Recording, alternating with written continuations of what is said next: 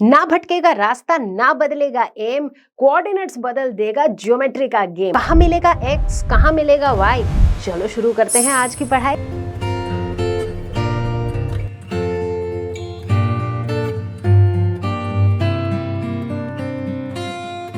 Hello everyone, मुझे उम्मीद है कि आप सभी अच्छे होंगे और आज मैं लेकर आई हूं सीबीएसई क्लास 9th मैथमेटिक्स का पहला चैप्टर द कोऑर्डिनेट्स के साथ। तो ये है द कोऑर्डिनेट्स का वन शॉट वीडियो मेरे स्टाइल में।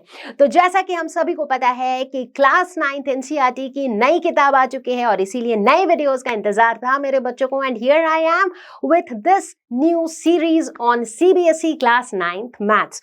तो चलो देखेंगे पूरा वीडियो और अगर एंड तक आप मेरे साथ ये पूरा वीडियो देखते हो तो आपके कॉन्सेप्ट्स होंगे क्रिस्टल क्लियर। तो मैं हूं Roshni from Learno hub, the free learning platform जहां पर आप पढ़ सकते हो फिजिक्स, केमिस्ट्री, मैथ्स, बायोलॉजी, सब कुछ absolutely for free only at learnerhub.com। तैयार हैं सभी लोग? Let's get started.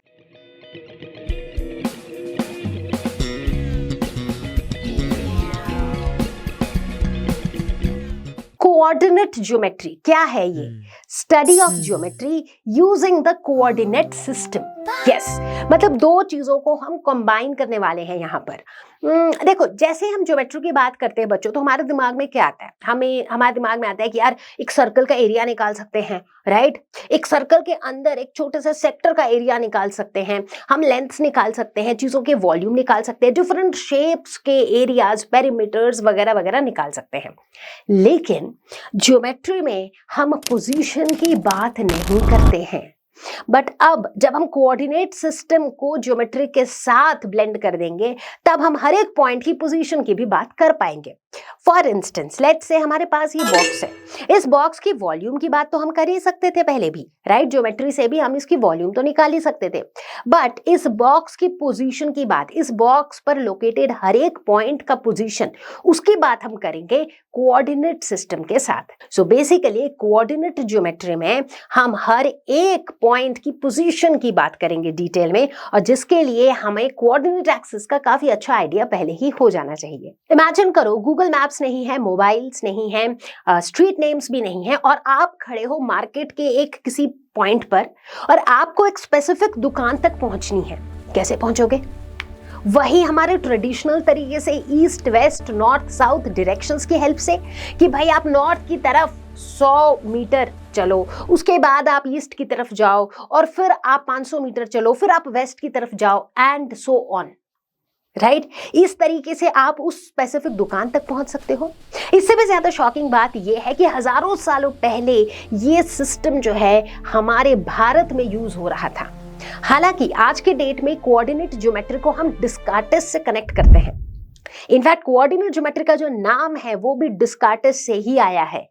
लेकिन असल बात तो ये है कि इसकी असली कहानी शुरू हुई थी एंशिएंट इंडिया से। फिर आए बौद्धियाना। उन्होंने ईस्ट वेस्ट और नॉर्थ साउथ लाइंस का यूज करके ज्योमेट्रिक कंस्ट्रक्शंस किए और इस तरीके से डेवलप हुआ बौद्धियाना पाइथागोरस थ्योरम। जी हाँ, पाइथागोरस थ्योरम का कॉन्सेप्ट उससे पहले भारत में डिस्कस हो चुका था। ज्योमेट्री सिर्फ शेप्स नहीं थी, ये स्पेस को मेजर करने की लैंग्वेज बन रही थी। जैसे जैसे नेविगेशन इंपॉर्टेंट होता गया वैसे वैसे अर्थ को कोऑर्डिनेट्स देना भी जरूरी होता गया।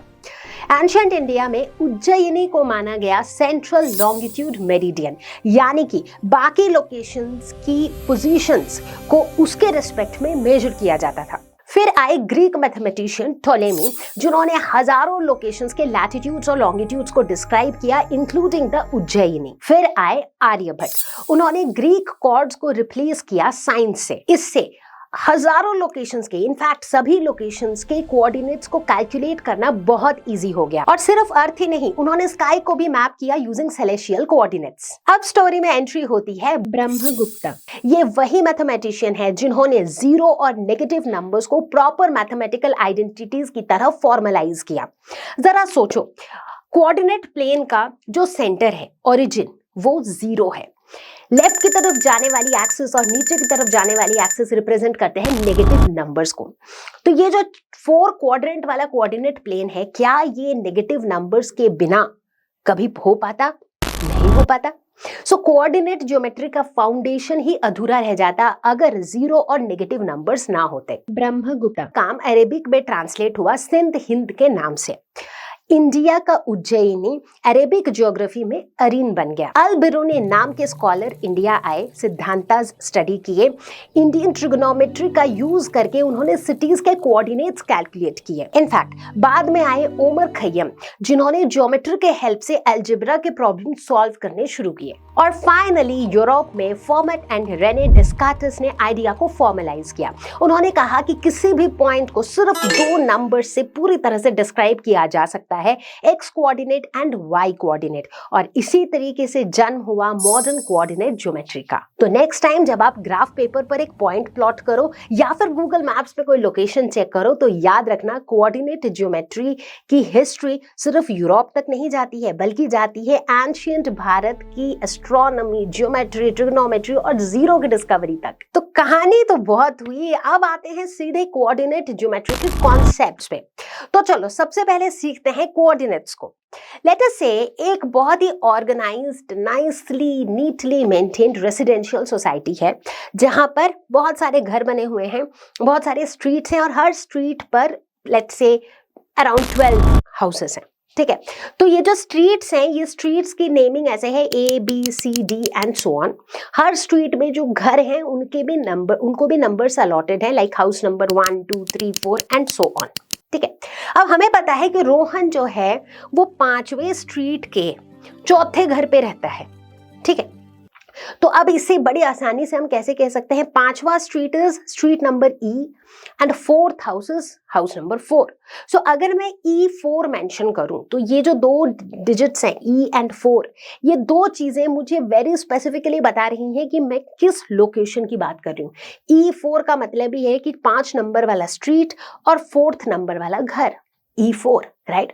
सो ये जो E4 है ये हमें एग्जैक्टली बिल्कुल स्पेसिफिक लोकेशन बता रहा है रोहन के घर का। And that's what we are going to talk about in coordinate geometry. In fact coordinate geometry की जैसे ही हम बात करते हैं, the best, the excellent example that comes to our mind is GPS. In fact GPS जो है ये कोऑर्डिनेट्स का यूज करके ही जगहों को लोकेट करता है। By the way, can you tell me what's the full form of GPS? Comment below. अगर आप कभी सिनेमा हॉल गए हो, अगर क्या मतलब है, सिनेमा हॉल तो कभी ना कभी गए होगे, सिनेमा हॉल, मूवी थिएटर, जो भी कह लो, वहां पर आपने देखा होगा कि जो सीट्स होती है ना उनकी नंबरिंग होती है। फॉर इंस्टेंस लेट्स से कि आपको जो टिकट मिली है उस पे जो नंबरिंग मेंशन्ड है that is M7 M8 M9, that is ये आपके सीट नंबर्स हैं। ठीक है, लेट्स से आपने 3 टिकट्स बुक किया, आप अपने मम्मी पापा के साथ जा रहे हो, राइट। सो नाउ वो M7 क्या बताता है? वो M7 M बता रहा है रो नंबर आपका M है, 7 बता रहा है कि वो M रो नंबर पे 7th 8th और 9th सीट आपकी है। So if you look at it, M7 जो है ये 2 लेटर्स आपको एग्जैक्टली बता रहे हैं कि उस पूरे सिनेमा हॉल में से कौन सा चेयर जो है वो आपकी सीट है और उस चेयर की पोजीशन क्या है, राइट। एंड एग्जैक्टली यही चीज करती है coordinate axis in a plane. अब यहाँ पर अगर देखो कि वो जो सीट है उस सीट को डिस्क्राइब करने के लिए हमें 2 चीजें चाहिए, रो नंबर और सीट नंबर, राइट। अब ये रो नंबर और सीट नंबर एग्जैक्टली क्या बता रहा है? चलो एक काम करते हैं कि इसी सिनेमा हॉल को हम विजुअलाइज करते हैं with x and y axis. X axis जो हॉरिजॉन्टल है, वाई एक्सिस वर्टिकल है, बना दिया हमने। अब देखो ये जो M है, रो नंबर, मतलब ये बता रहा है, ये रो नंबर हमें ये बता रहा है कि भाई एक्स एक्सिस से ये कितनी दूर है, ये M रो नंबर पे है। ठीक है, सिमिलरली जो सीट नंबर है यानी कि 7, वो सीट नंबर हमें बताता है कि भाई ये जो वर्टिकल वाई एक्सिस है इससे ये कितनी दूर है, राइट। तो इसका मतलब ये जो दोनों जो नंबर्स होते हैं, यहाँ पर M तो अल्फाबेट है, बट आमतौर पे जब हम कोऑर्डिनेट ज्योमेट्री को पढ़ेंगे वहां पर दोनों नंबर्स होते हैं। तो ये जो 2 नंबर्स हैं ये हमें बताते हैं कि भाई एक्स एक्सिस से कितना डिस्टेंस पे है ये पॉइंट, वाई एक्सिस से कितने डिस्टेंस पर है ये पॉइंट, और इन 2 नंबर्स को हम कहते हैं x coordinate and y coordinate. और इसी तरीके से हम किसी भी पॉइंट को लोकेट करते हैं, इन 2 नंबर से हम किसी भी पॉइंट को लोकेट कर सकते हैं। कोऑर्डिनेट ज्योमेट्री पढ़ना बहुत जरूरी है क्योंकि भाई इसके बहुत सारे यूजफुल एप्लीकेशंस हैं हमारी डे टू डे लाइफ में। कंस्ट्रक्शन के फील्ड में भी ये काम आते हैं, मेडिकल फील्ड में भी काफी काम आते हैं, जैसे कि एमआरआई, एक्सरे वगैरह में भी कोऑर्डिनेट ज्योमेट्री काम आते हैं, बिकॉज कोऑर्डिनेट्स जो है पोजीशंस बताती हैं। हर कोई भी एक्सरे रिपोर्ट अगर आप देखते हो ना तो आप देखोगे कि वहां पर कोऑर्डिनेट्स बनी होती है, सो दैट अगर किसी पॉइंट पर कोई दिक्कत है so that point can be located where exactly is its position. इतना ही नहीं, एयरप्लेन नेविगेशन में काम आता है, एस्ट्रोफिजिक्स के एरिया में भी इसका बहुत बड़ा सिग्निफिकेंस है, साथ ही साथ कई एनिमेशंस और वीडियो गेम्स बनाने में भी ये काम आता है। सो कुल मिला के कोऑर्डिनेट ज्योमेट्री काम की चीज है, इसीलिए बड़े ध्यान लगा के हमें इसके कॉन्सेप्ट्स को समझना है। तो चलो बात करते हैं अब कार्टेशियन सिस्टम का। कार्टेशियन सिस्टम क्या होता है ये समझने के लिए कहानी की शुरुआत करेंगे नंबर लाइन के साथ। नंबर लाइन तो याद ही होगा भाई, राइट की तरफ पॉजिटिव, लेफ्ट की तरफ नेगेटिव और बीच में जीरो, जीरो के रेस्पेक्ट में ही सारी मेजरमेंट्स होती हैं। अब यहाँ पर कार्टेशियन सिस्टम में हमें दो नंबर लाइंस चाहिए होते हैं परपेंडिकुलर टू ईच अदर, ठीक है। एक नंबर लाइन एक्स एक्सिस, दूसरा वाई एक्सिस। अच्छा, दो क्यों चाहिए होते हैं? कुछ देर पहले मैंने वो एग्जाम्पल दिया था ना रेसिडेंशियल सोसाइटी का, जहां पर एक घर को लोकेट करने के लिए हमें हाउस नंबर के साथ साथ स्ट्रीट नंबर भी चाहिए, है ना। तो उसी एग्जाम्पल से रिलेट करते हैं। लेट अस से अगर ऐसा होता, ध्यान देना, अगर ऐसा होता कि एक ही स्ट्रीट में सारे घर लोकेटेड हैं तो उस केस में हमारे लिए एक ही एक्सेस काफी होता, हम एक नंबर लाइन ले लेते। अब भाई जैसे घर जो है वो सारे घर उसी स्ट्रीट के ऊपर लोकेटेड है, बट ऐसा है नहीं, अलग अलग स्ट्रीट पर भी घर लोकेटेड है। तो एक एक्सेस तो हो गया घर की पोजीशन बताने के लिए, एक पर्टिकुलर स्ट्रीट के घर की लोकेशन बताने के लिए ये एक्सेस हो गई, बट जो अलग अलग स्ट्रीट है उनकी पोजीशन बताने के लिए हमने एक और परपेंडिकुलर एक्सेस ले ली। सो बेसिकली एक प्लेन के अंदर अगर हमें एक पॉइंट की पोजीशन बतानी है तो हमें एक एक्स एक्सेस भी चाहिए और एक वाई एक्सेस भी चाहिए, ताकि हमें वो दो कोऑर्डिनेट्स मिल सके। मतलब किसी भी पॉइंट का हमें एक्स एक्सेस से डिस्टेंस भी निकाल सके और वाई एक्सेस से डिस्टेंस भी निकाल सके। तो चलो बच्चों फॉर्मली इंट्रोड्यूस करते हैं the Cartesian system. Cartesian system का नाम पड़ा रेने डिस्कार्टस पे। रेने डिस्कार्टस याद है ना, जब कहानी सुना रही थी मैंने आपको बताया था कि फाइनली यूरोप के मैथमेटिशियन रेने डिस्कार्टस ने पहली बार इस पूरे आइडिया को फॉर्मलाइज किया और बताया कि आप किसी भी पॉइंट को कंप्लीटली डिस्क्राइब कर सकते हो using just two numbers, that is the x coordinate and the y coordinate, ठीक है। तो अब ये जो कार्टेशियन जो टर्म है ना ये आया उन्हीं के नाम से। सो रेने डिस्कार्टस के नाम का जो लैटिन वर्जन था दैट वाज रेनेटस कार्टेशियस, तो कार्टेशियस से ही आया कार्टेशियन सिस्टम, ठीक है। तो भाई अब इस कार्टेशियन सिस्टम में एक हॉरिजॉन्टल नंबर लाइन था जिसे हम कहते हैं एक्स एक्सिस, एक वर्टिकल लाइन जिसे हम कहते हैं वाई एक्सिस, एक ओरिजिन ओ जिसके रेस्पेक्ट में हम सारे मेजरमेंट्स लेते हैं, ठीक है। सो बेसिकली देखा जाए तो ओ एक्स जो है that is the positive x axis, O x dash जो है that is the negative x axis, O y is the positive y axis and O y dash is the negative y axis. तो अब देखो जैसे ही ये x axis और y axis जो एक दूसरे के परपेंडिकुलर हैं, ये जैसे ही इस तरीके से अरेंज्ड होते हैं तो ऑटोमेटिकली ये इस पूरे प्लेन को चार कमरे में डिवाइड कर देते हैं। मतलब पूरा प्लेन जो है वो चार हिस्सों में डिवाइड हो गया और एक एक हिस्से को हम कहते हैं क्वाड्रेंट। सो बेसिकली ये पूरा plane is divided into 4 quadrants, ठीक है। तो ये जो एक्स एक्सिस और वाई एक्सिस है इनको हम कहते हैं कोऑर्डिनेट एक्सिस, और ये जो प्लेन है इस प्लेन को हम कहते हैं कोऑर्डिनेट प्लेन या फिर कार्टेशियन प्लेन। तो चलो नेक्स्ट अब हम समझेंगे एक्स कोऑर्डिनेट और वाई कोऑर्डिनेट हम किसको कहते हैं। ये वही दो नंबर्स हैं जो किसी भी पॉइंट के पोजीशन को परफेक्टली डिस्क्राइब कर सकते हैं, ठीक है। सबसे पहले ये जानते हैं कि इसको हम डिनोट कैसे करते हैं। लेट अस से कोई पॉइंट है P, ठीक है, इसके कोऑर्डिनेट्स कैसे लिखेंगे हम? P के बाद हम फर्स्ट ब्रैकेट्स के अंदर वो दोनों नंबर्स लिख देंगे सेपरेटेड बाय कॉमा। जो पहला नंबर है that denotes the x coordinate, जो दूसरा नंबर है that denotes the y coordinate, exactly. अब ये एक्स कोऑर्डिनेट हमें बताता क्या है? बड़े ध्यान से देखो इस पॉइंट P को, इसके कोऑर्डिनेट्स है 4,3।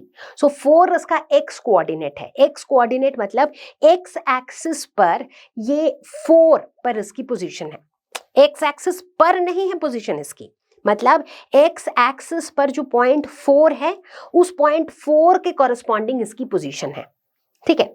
बट ये जो 4 है, ये 4 क्या डिनोट करता है? ये डिनोट करता है कि जो पॉइंट P है ना वो वाई एक्सिस से 4 यूनिट्स दूर है।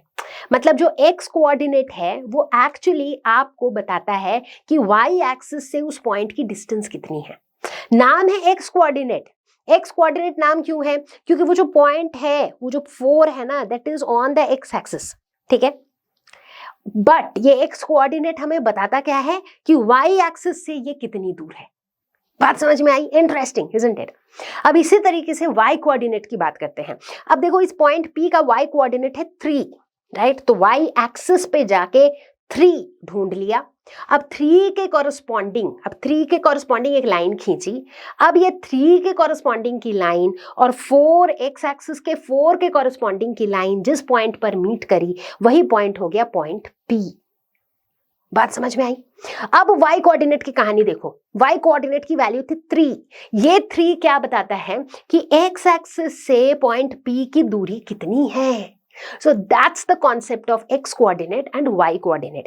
अब इनके एक और नाम है जैसे हम सभी के होते हैं ना, स्कूल का एक अच्छा नाम, स्कूल वाला नाम, और घर के हमारे निकनेम्स, मम्मी कुछ बुलाती हैं, पापा कुछ बुलाते हैं, भाई बहन कुछ बुलाते हैं, रिश्तेदार कुछ बुलाते हैं, राइट? तो इसकी भी कुछ वैसी कहानी है। एक्स कोऑर्डिनेट को कहा जाता है एब्सिसा, वाई कोऑर्डिनेट को कहा जाता है ऑर्डिनेट। तो इसीलिए अगर बाई चांस कभी कोई पूछ दे कि भाई इस पॉइंट का ऑर्डिनेट बताना, तो ऐसा मत सोचना कि यार कुछ और ही पूछ दिया इसने। ऑर्डिनेट मतलब वो सिर्फ वाई कोऑर्डिनेट की वैल्यू पूछ रहा है। तो चलो बच्चों, अब हम लोग ये देखते हैं कि किस तरीके से हम एक कार्टेशियन प्लेन के पॉइंट्स को रिप्रेजेंट कर सकते हैं, ठीक है। तो यहां पर हमें ये ग्राफ दिख रहा है और इस ग्राफ पर हमें कुछ पॉइंट्स दिख रहे हैं, जैसे कि A, B, C, D and E। तो हमें ये 5 पॉइंट्स इस ग्राफ पर दिख रहे हैं, ठीक है। कौन कौन से पॉइंट्स हैं? ठीक है। अब इन पॉइंट्स को हम किस तरीके से रिप्रेजेंट करेंगे, किस तरीके से लिखेंगे हम इन पॉइंट्स को? तो ग्राफ में देखो A की बात करते हैं। सो पॉइंट ए ये वाला पॉइंट है। तो पहले देखो इसका x कोऑर्डिनेट मतलब x एक्सिस पर इसकी कितनी वैल्यू है? 4, राइट? 4 मतलब इसकी y एक्सिस से डिस्टेंस जो है दैट इज 4 यूनिट्स, ठीक है भाई। तो a की x कोऑर्डिनेट हो गया 4 और इसका y कोऑर्डिनेट क्या होगा? अब a पॉइंट को अगर हम देखें तो ये x एक्सिस के ऊपर ही लाई कर रहा है। So that means x axis से इसका डिस्टेंस कितना है? 0। तो इसका कोई y कोऑर्डिनेट नहीं है। तो 4,0 ऐसा लिख सकते हैं हम a को। आगे बढ़ेंगे और देखेंगे B। सो पॉइंट B की अगर हम बात करें तो यहां पर है, तो यानी कि इसका जो y कोऑर्डिनेट है that is 3, correct. y coordinate 3 है, देखो ना, y एक्सिस पे 3 है। x एक्सिस पे क्या है? चूंकि ये y एक्सिस पर लाई कर रहा है तो x axis x coordinate is 0, तो इसको हम लिख सकते हैं 0,3। फिर आते हैं पॉइंट C पर। अगर पॉइंट C की बात की जाए तो देखो पॉइंट C कहां पर लाई कर रहा है? यहां -5 पर। -5 इसका क्या है? x कोऑर्डिनेट है। y कोऑर्डिनेट यहां पर अगेन 0 होगा क्योंकि ये x एक्सिस के ऊपर ही लाई कर रहा है, ठीक है भाई। तो C का हो जाएगा -5,0। फिर देखेंगे पॉइंट D। अब D जो है देखो ये y एक्सिस के ऊपर लाई कर रहा है, ठीक है। सो D का जो y कोऑर्डिनेट है दैट इज -4 और x coordinate is 0। And finally point E। अब देखो ये है पॉइंट E, दिस पॉइंट, ठीक है। तो इस पॉइंट का जो x कोऑर्डिनेट है दैट इज 2/3 दिया हुआ ही है। सो इसका हो जाएगा 2/3 और y coordinate again will be 0।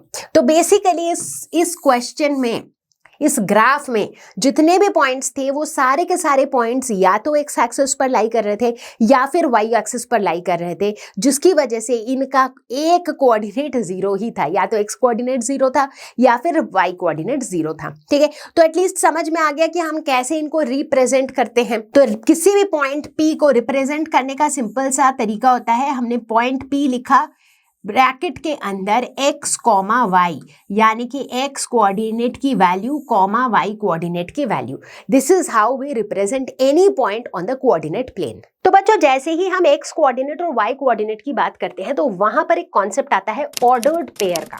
What is ordered pair? Well, ordered pair समझने से पहले ये समझो कि x, y और y कॉमा x दो अलग पोजीशंस हैं, दो अलग चीजें हैं। कैसे, ये देखो, लेट अस से हमारे पास पॉइंट P है जिसका कोऑर्डिनेट है 4,3, यानी कि x एक्सिस पर 4 पॉइंट करो, y एक्सिस पर 3 पॉइंट करो, दोनों से लाइन खींचो, जहां पर दोनों मीट करते हैं that is point P। Perfect. अब जो है 3,4 वाली पॉइंट को ढूंढने की कोशिश करो। x एक्सिस पे 3 ढूंढा, y एक्सिस पे 4 ढूंढा, दोनों से लाइन खींचा, जहां पर दोनों मीट किया that is the new position. क्या ये दोनों पोजीशन बराबर है? नहीं है।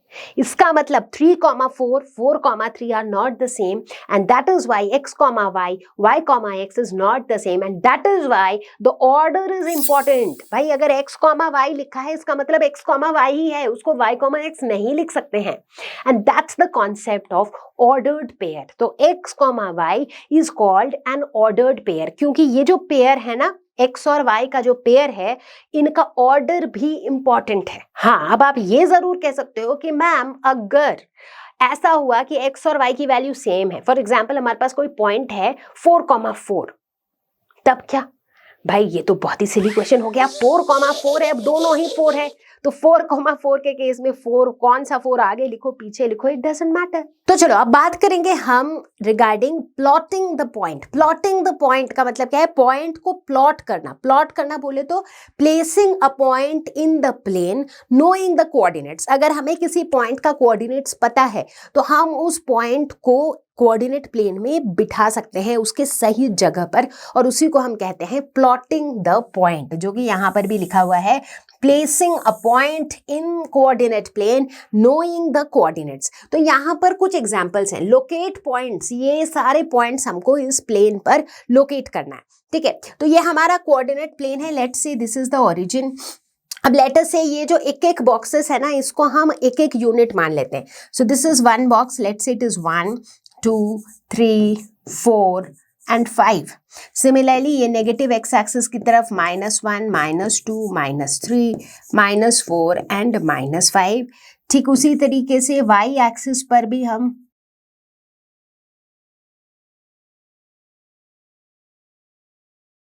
तो लेते हैं हम पहला पॉइंट जो कि है 5,0, यानी कि 5 इसका x कोऑर्डिनेट है और 0 इसका y कोऑर्डिनेट है।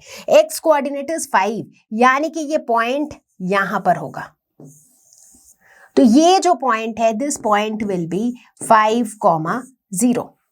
नेक्स्ट 0,5। अब x कोऑर्डिनेट 0 है, मतलब x कोऑर्डिनेट हमारा 0 हो गया, लेकिन y कोऑर्डिनेट 5 है, तो यहां पहुंच जाते हैं।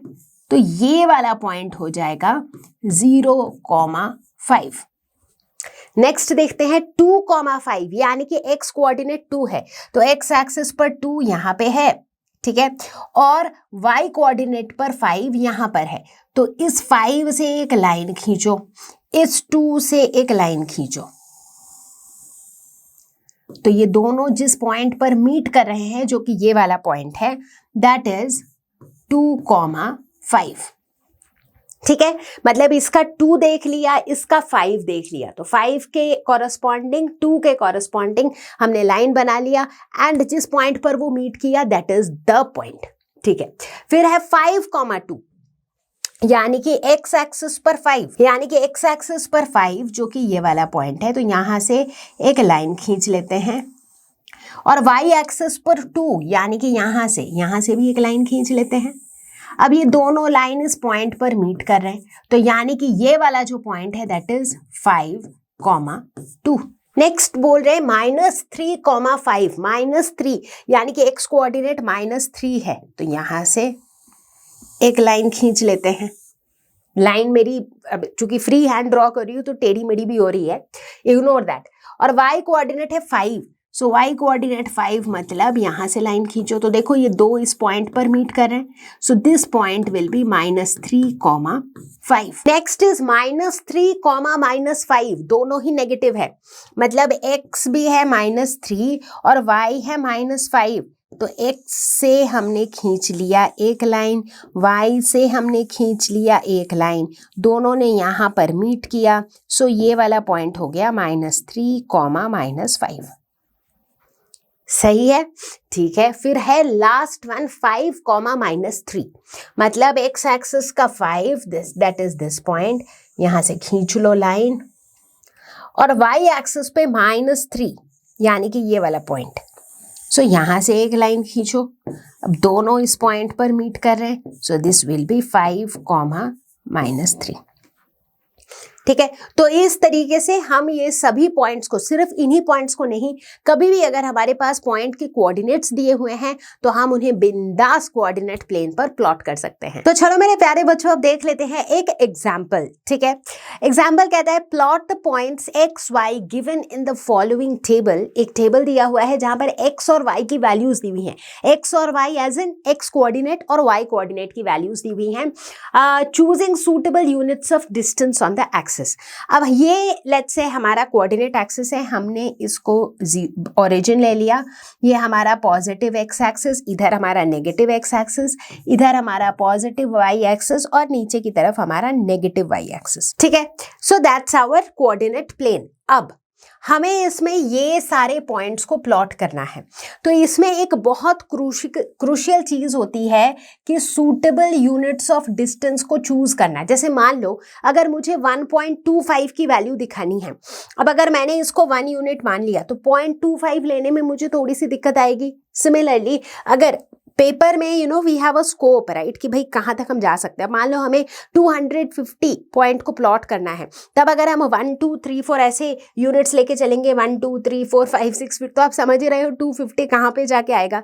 तो वैसे केसेस में हम क्या करते हैं, हम ये एज्यूम कर लेते हैं कि यार ये एक box is 100 units, so 100 200 300 400 500 and so on. तो उसे ही हम कहते हैं सूटेबल यूनिट्स लेना, राइट, बेस्ड ऑन कि हमें कौन से पॉइंट्स प्लॉट करने हैं। तो यहाँ पर अगर हम देखें तो माइनस में -2 से लेकर के प्लस में +8 तक के पॉइंट्स हमें प्लॉट करने हैं। सो वाई एक्सिस में मैक्सिमम 8 तक जाएगा, एक्स एक्सिस में मैक्सिमम 3 तक जाएगा, ठीक है। तो एक्स एक्सिस का ज्यादा टेंशन नहीं है। So let's say x axis पर जो है ना, हम एज इट इज 1 2 3 4 -1 -2 -3 -4 ऐसे ले सकते हैं पॉइंट्स, ठीक है। तो एक्स एक्सिस का सब कुछ कवर हो जाएगा इसमें, ठीक है।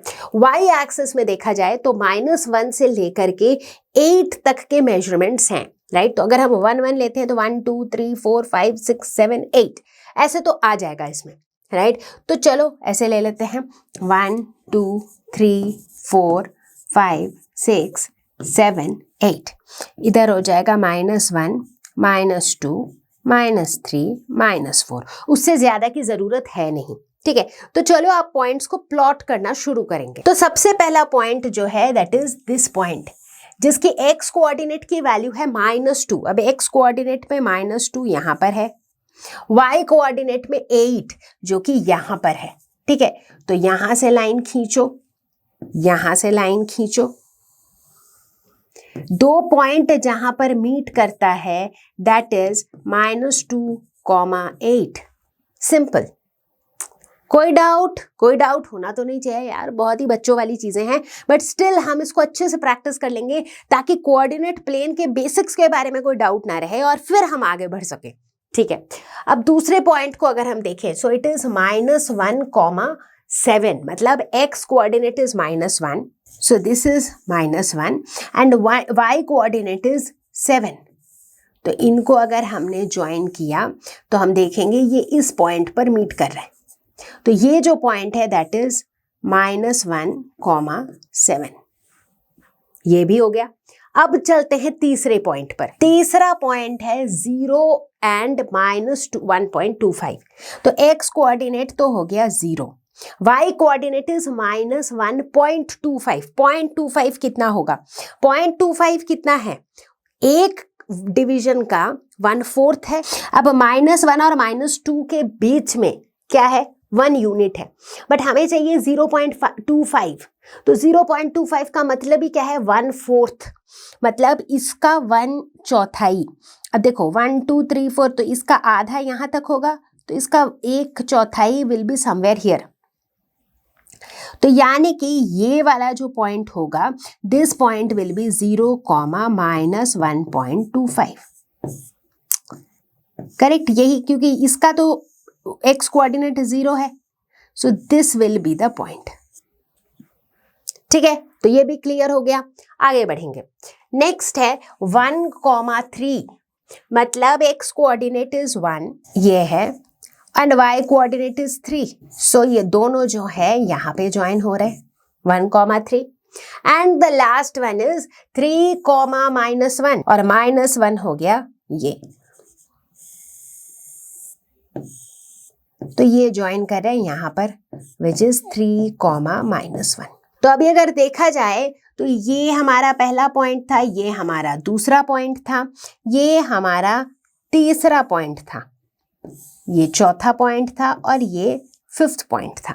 तो ये पांचों पॉइंट्स को हमने ग्राफ पर प्लॉट कर दिया है। ठीक है, तो I guess with this example अब सभी बच्चों को समझ में आ गया होगा कि आपको किस तरीके से अगर कोऑर्डिनेट्स गिवन है तो किसी पॉइंट को कोऑर्डिनेट प्लेन में कैसे प्लॉट करना है। सुपर। तो अब हद तक हम लोगों ने ये तो देख लिया कि यार किसी भी पॉइंट की पोजीशन को हम कैसे डिस्क्राइब करते हैं, कैसे बता सकते हैं, कैसे प्लॉट कर सकते हैं। अब हम चलते हैं थोड़े से एडवांस्ड स्टेप में, यानी कि अब हम निकालेंगे डिस्टेंस बिटवीन 2 पॉइंट्स। मान लो अगर हमारे पास 2 लोकेशंस हैं, लेट्स से हमारे सामने ये मैप है, इस पे हमारे घर का लोकेशन है, यहाँ पे हमारे स्कूल का लोकेशन है यहाँ पर।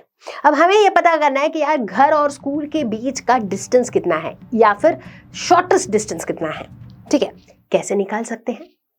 इसमें मदद करेगा कोऑर्डिनेट ज्योमेट्री। एग्जैक्टली। तो हम देखेंगे कि एक बहुत ही शानदार, बहुत ही इजीली एक फॉर्मूला को डिस्क्राइब कर लिया गया है और उस फॉर्मूले के हेल्प से हम प्लेन में, एक कोऑर्डिनेट प्लेन में लाई करने वाले किसी भी 2 पॉइंट्स के बीच का डिस्टेंस निकाल सकते हैं यूं चुटकियों में। इनफैक्ट इसका एक रियल लाइफ एप्लीकेशन है गूगल मैप्स। आपको क्या लगता है जब आप गूगल मैप खोलते हो और उसमें डाल देते हो कि भाई अपने घर का लोकेशन डाल देते हो और लेट्स से किसी शॉपिंग मॉल का लोकेशन डाल देते हो और पूछते हो कि भाई कितना डिस्टेंस है दोनों के बीच में, कितना किलोमीटर दूर है, और वो तुरंत बताता है। कैसे बताता है? कोऑर्डिनेट्स का यूज करके। आपके घर का कोऑर्डिनेट्स, जहां आप जाना चाहते हो उस डेस्टिनेशन का कोऑर्डिनेट्स, और फिर उन दोनों कोऑर्डिनेट्स, दोनों पॉइंट्स के बीच का जो डिस्टेंस है वो कैलकुलेट करके वो आपको बताता है कि वो आपकी घर से कितनी दूर है। ठीक है, तो अभी हम इस हिस्से में, वीडियो के इस हिस्से में अब हम यही सीखने वाले हैं कि 2 गिवन पॉइंट्स के बीच में हम डिस्टेंस कैसे निकाल सकते हैं। तो चलो, डिस्टेंस को कैलकुलेट करने के लिए सबसे पहले ग्राफिकली इसको समझते हैं। सो लेट अस से कि हमारे कोऑर्डिनेट प्लेन पर 2 पॉइंट्स हैं। एक पॉइंट है हमारा घर, दूसरा पॉइंट है हमारा स्कूल। तो घर को हम पॉइंट ए से डिनोट करते हैं, स्कूल को हम पॉइंट डी से डिनोट करते हैं, लेट्स से। ठीक है, दोनों के कोऑर्डिनेट्स हमारे पास दिए हुए हैं। ठीक है, अब ध्यान से देखो कि अगर मुझे ए से डी जाना है तो हम कैसे जा सकते हैं। एज्यूमिंग कि हम ऐसे स्लैंट तरीका नहीं लेंगे, हम सिर्फ या तो हॉरिजॉन्टली जाएंगे नहीं तो वर्टिकली जाएंगे। ठीक है, तो एक ऑप्शन है कि पहले हम along the x axis horizontally चले और उसके बाद हम वर्टिकली चले अलोंग द वाई एक्सिस और पॉइंट डी पर पहुंच जाए। ठीक, दूसरा ऑप्शन है कि भाई पहले हम वर्टिकली चले अलोंग वाई एक्सिस, उसके बाद हम हॉरिजॉन्टली चले अलोंग एक्स एक्सिस और पॉइंट डी पर पहुंच जाए। दोनों ही ऑप्शन में ये जो मूवमेंट है, इस मूवमेंट से हमें दिख रहा है कि एक राइट एंगल ट्रायंगल बन रहा है। राइट, अब देखो कॉन्सेप्ट कहां से आएगा डिस्टेंस कैलकुलेट करने का। हमें क्या कैलकुलेट करना है? पॉइंट ए और पॉइंट डी के बीच का शॉर्टेस्ट डिस्टेंस, यानी कि एक स्ट्रेट लाइन जो ए और डी को कनेक्ट कर रहा है उसकी लेंथ हमें निकालनी है। अब जैसे ही ये राइट एंगल ट्रायंगल बन गया तो ये जो एडी है, this is the hypotenuse of the right angle triangle, यानी कि अगर हम पाइथागोरस थ्योरम लगा देंगे हम आराम से हाइपोटेन्यूज निकाल लेंगे, है ना? निकाल लेंगे, बिल्कुल निकालेंगे। बट आप पूछोगे कि मैम पाइथागोरस थ्योरम तो लगाएंगे बट उसके लिए हमें इस राइट एंगल ट्रायंगल का परपेंडिकुलर और बेस की वैल्यूज तो पता होनी चाहिए। पता होंगी ना?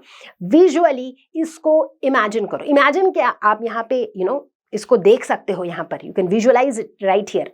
अब लेट अस एज्यूम कि हम पहला वाला सिनेरियो लेते हैं जहां पर पहले हम हॉरिजॉन्टली जाते हैं। ठीक है, तो जब हमने हॉरिजॉन्टली मूव किया तो देखो क्या हुआ, क्योंकि हम एक्स एक्सिस के अबाउट मूव कर रहे हैं तो हमारा क्या चेंज हो रहा है, क्योंकि हम एक्स एक्सिस के अबाउट मूव कर रहे हैं। देखो मूवमेंट कैसी हो रही है, मूवमेंट अगर हम देखें तो एक्स एक्सिस के अबाउट हो रही है, तो चेंज क्या हो रहा है, सिर्फ एक्स कोऑर्डिनेट चेंज हो रहा है। सो एक्स कोऑर्डिनेट हमारा 3 से 7 में जा रहा है, यानी कि कितना चेंज हुआ, 4 यूनिट्स का चेंज हुआ एक्स कोऑर्डिनेट में। राइट, अब जब हम वर्टिकली जा रहे हैं तब हम अलोंग द वाई एक्सिस जा रहे हैं, तो उस समय चेंज क्या हो रहा है हमारे वाई कोऑर्डिनेट में। राइट तो ये जो चेंज है हमारे हॉरिजॉन्टल और वर्टिकल मूवमेंट में, ये चेंज हमें इस राइट एंगल ट्रायंगल का बेस और परपेंडिकुलर के वैल्यूज दे देगा। उसके बाद हम पाइथागोरस थ्योरम लगाएंगे और मस्ती से हम कैलकुलेट कर लेंगे hypotenuse which is the distance between the points A and D. हालांकि ये तो बस कहानी थी, चलो आगे करके देखते हैं। तो चलो अब लगाते हैं पाइथागोरस थ्योरम। ठीक है, उसी सिनेरियो को लेंगे पॉइंट्स ए एंड डी। ठीक है, तो अब हम क्या देख रहे हैं कि हॉरिजॉन्टल मूवमेंट और वर्टिकल मूवमेंट की वजह से जो हमारे जो डिफरेंसेस है during horizontal movement and during vertical movement, that is 3 units and 4 units. तो इसका मतलब हमारे राइट एंगल ट्रायंगल में हाइपोटेन्यूज यानी कि एडी अपने को पता नहीं है, लेकिन जो बाकी दोनों बेस और परपेंडिकुलर है उनकी जो मेजरमेंट्स हैं दैट इज 3 and 4 रिस्पेक्टिवली। ठीक है, तो हम क्या करेंगे, पाइथागोरस थ्योरम लगाएंगे जो कहता है कि hypotenuse square is equal to perpendicular square plus base square. Exactly, तो ये हमने लगाया और इस तरीके से हमने हाइपोटेन्यूज की वैल्यू कैलकुलेट कर ली। राइट, हमने वैल्यू कैलकुलेट कर ली। सुपर। अब ये हाइपोटेन्यूज वाला कॉन्सेप्ट या पाइथागोरस वाला कॉन्सेप्ट जो है that is nothing new, right. बहुत से जेनरिक सिनेरियोज में, फॉर एग्जांपल अगर दीवार पे एक ऐसे लैडर भी ऐसे पड़ी रहती है, so that ladder becomes what, that becomes the hypotenuse. Wall की जो हाइट है दैट बिकम्स द परपेंडिकुलर, जो जमीन का जो लेंथ है that becomes the base. Right, तो ये तो हमने बहुत जगह लगाया हुआ है Pythagoras theorem, so that is nothing new. But यहाँ पे न्यू हमने क्या सीखा कि परपेंडिकुलर और बेस की वैल्यूज निकालने के लिए हमने क्या किया, कोऑर्डिनेट्स को सब्ट्रैक्ट किया। राइट, x2 जैसे मान लो कि अगर हमारा पॉइंट A है x1 y1, पॉइंट D अगर है x2 y2, तो x2 माइनस x1 से हमें वैल्यू मिलेगी, y2 माइनस y1 से हमें एक वैल्यू मिलेगी। तो ये जो x2 माइनस x1 है और y2 माइनस y1 है, यही हमारे परपेंडिकुलर और बेस की वैल्यूज हो जाती हैं। तो बच्चों, अब मैथमेटिशियंस ने सोचा कि यार हर बार जब हमें किसी दो पॉइंट के बीच का डिस्टेंस निकालना होगा तो हर बार उनके बीच में ट्रायंगल ड्रॉ करो, पाइथागोरस थ्योरम लगाओ, यार इतना सरदर्दी कौन करेगा। इससे अच्छा काम करते हैं, ये जो कॉन्सेप्ट है ना, इस कॉन्सेप्ट से एक रेडीमेड फॉर्मूला डिराइव कर लेते हैं तो आसान हो जाएगा। And that was absolutely right. तो एक रेडीमेड फॉर्मूला बना दिया गया जिसे कहा जाता है डिस्टेंस फॉर्मूला। वो फॉर्मूला कहता है कि किसी भी दो पॉइंट्स के बीच का जो डिस्टेंस होगा, जहां पर वो जो दो पॉइंट्स है उनके कोऑर्डिनेट्स गिवन होंगे। लेट्स से पहले पॉइंट का कोऑर्डिनेट है x1 y1, दूसरे पॉइंट का कोऑर्डिनेट है x2 y2, तो इन दोनों के बीच का distance d will be equal to root over x2 minus x1 का whole square plus y2 minus y1 का होल स्क्वायर। अब देखो ये पाइथागोरस थ्योरम में तो है, d जो है that is the hypotenuse which is equal to root over perpendicular square plus base square, वही है। राइट, x2 माइनस x1 क्या बता रहा है कि भाई जब ये along the horizontal along the x axis move कर रहा है तो इसके x कोऑर्डिनेट में कितना चेंज आ रहा है, that is x2 minus x1। y2 minus y1 बता रहा है कि भाई जब ये वर्टिकली मूव कर रहा है तो इसके y कोऑर्डिनेट में कितना चेंज आ रहा है, that is y2 minus y1। So y2 minus y1 is basically perpendicular, x2 minus x1 is basically the base। तो बेसिकली ये formula is nothing but the Pythagoras theorem. But जब हम फॉर्मूले को ऐसे ही लिख लेते हैं then it kind of becomes more convenient and easy to apply it wherever I want। and ये जो distance formula है it works perfectly for any 2 points on a plane। और मेरे प्यारे बच्चों, ये जो डिस्टेंस फार्मूला है ना, ये बहुत ही काम की चीज है। ये जितने भी आपके 10 मिनट डिलीवरी एप्स होते हैं ना, जहां पर आप सामान मंगाते हो और 10 मिनट में हाजिर, खाना ऑर्डर करते हो 10 मिनट में हाजिर, तो ये सभी एप्स जो है यूज करते हैं इसी डिस्टेंस फार्मूला का to calculate the shortest route, ताकि जल्द से जल्द वो आप तक पहुंच सके। बाय द वे, क्या आपने ये सोचा कि यार इस डिस्टेंस फॉर्मूले में हमने x2 माइनस x1 का होल स्क्वायर क्यों किया, y2 माइनस y1 का होल स्क्वायर क्यों किया? वेल, इसका आंसर छुपा है पाइथागोरस थ्योरम में, क्योंकि ये डिस्टेंस फॉर्मूला तो पाइथागोरस थ्योरम से आया है। अब अगर हम थोड़ा सा पीछे जाएं, थोड़ा सा पीछे फ्लैशबैक में जाएं और पाइथागोरस थ्योरम को याद करें कि यार पाइथागोरस थ्योरम की ओरिजिन कैसे हुई थी, फिर आपको पता लगेगा कि यार ऐसा एक्सपेरिमेंटली देखा गया था कि अगर एक राइट एंगल ट्रायंगल है और उस राइट एंगल ट्रायंगल के हर एक साइड पर अगर एक एक स्क्वायर बना दी जाए, तो ये देखा गया था कि परपेंडिकुलर वाली साइड पे जो स्क्वायर बना और बेस वाली साइड पे जो स्क्वायर बना, इन दोनों स्क्वायर्स का जो एरिया था उसका sum was equal to the area of the square जो हाइपोटेन्यूज वाली साइड बना। उसी वजह से आया ये पाइथागोरस थ्योरम, जहां पर हम हाइपोटेन्यूज का square is equal to base का स्क्वायर प्लस परपेंडिकुलर का स्क्वायर लिखते हैं। अच्छा, बाय द वे, इससे पहले कि हम क्वेश्चन सॉल्व करना शुरू करें एक और बात बता देती हूँ कि इवन नेगेटिव कोऑर्डिनेट्स के साथ भी ये डिस्टेंस फॉर्मूला बिल्कुल परफेक्टली वर्क करता है, क्योंकि यार नेगेटिव पॉजिटिव का तो कोई दिक्कत ही नहीं है, क्योंकि डिस्टेंस फॉर्मूला में तो हम चीजों का स्क्वायर करते हैं, राइट। सो अगर नेगेटिव नंबर का स्क्वायर करेंगे तो भी हमें पॉजिटिव नंबर ही मिलने वाला है ना। तो भाई कॉन्सेप्ट तो यहां पर इतना ही था, बट क्वेश्चंस कई तरह के बन सकते हैं, तो इसीलिए कुछ डिफरेंट वैरायटी के क्वेश्चंस मैं आपके साथ करूंगी सॉल्व इस वीडियो में, और उसके बाद आप लोगों को अपनी नई एनसीईआरटी की किताब से करने हैं बाकी सारे क्वेश्चन सॉल्व। जैसा कि आप लोगों ने देखा होगा कि अब जो आपकी नई मैथ्स की एनसीईआरटी है ये पहले के मुकाबले काफी ज्यादा इंटरैक्टिव है, जहां पर मैथमेटिक्स जैसे सब्जेक्ट को भी आपके सामने थोड़े से स्टोरी फॉर्मेट में प्रेजेंट किया जा रहा है, जहां पर आपको एप्लीकेशन बेस्ड क्वेश्चन ज्यादा पूछे जा रहे हैं। सो जाहिर सी बात है कि अब गोइंग फॉरवर्ड आपको बिल्कुल भी स्पून फीडिंग टीचिंग टेक्निक पर डिपेंड नहीं करना है, और ना ही मैं कभी भी स्पून फीडिंग वाला टीचिंग टेक्निक फॉलो करती हूँ। मैं आपको समझाती रहूंगी कॉन्सेप्ट्स, और आपको उन कॉन्सेप्ट्स को अप्लाई करके नए नए क्वेश्चंस ट्राई करने हैं। क्वेश्चंस ट्राई करते दौरान अगर आप कहीं पर भी फंसते हो तो आप अपने डाउट्स हमारे वेबसाइट के आस्क क्वेश्चन सेक्शन पे एब्सोल्युटली फॉर फ्री पूछ सकते हो, and we will be more than happy to assist you.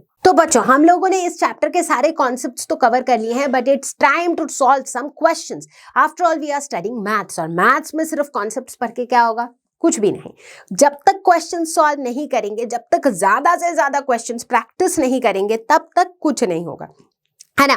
तो चलो अभी करेंगे हम कुछ बहुत सारे क्वेश्चन सॉल्व, और सारे जो है अलग अलग वैरायटी के क्वेश्चंस होंगे, ठीक है। तो शुरू करते हैं पहले क्वेश्चन के साथ, जो कि एक एप्लीकेशन बेस्ड क्वेश्चन है। क्वेश्चन कह रहा है कि figure shows Ryan's room with points O A B C marking its corners. तो रियान का जो रूम है वो है ओ ए बी सी, ये जो पूरा है ये रियान के रूम का एक ड्राइंग है।